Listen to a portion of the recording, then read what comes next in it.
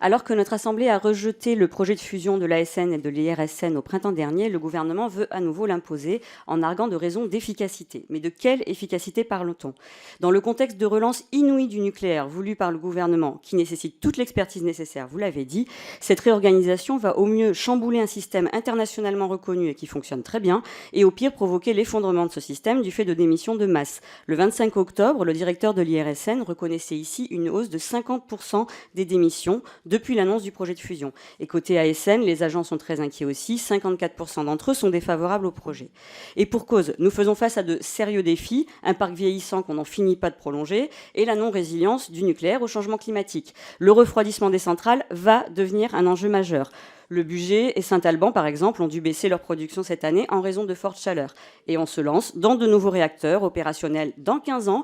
Or, d'ici là, nous ferons face à des températures de plus en plus élevées. Les près de 60 degrés ressentis au Brésil ces derniers jours devraient nous inciter à réfléchir et anticiper.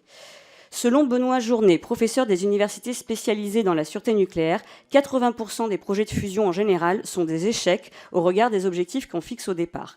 Et pour l'intersyndicale de l'IRSN, c'est en ce moment même que le gros de l'expertise pour la prochaine relance est en train de se préparer. Quel intérêt à tout désorganiser maintenant? C'est le pire moment pour ça.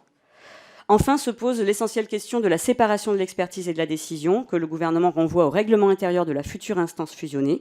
Le Conseil supérieur de l'énergie lui-même s'interroge. Pourquoi ne pas laisser cela aux législateurs? Quelle assurance avons-nous? Aucune.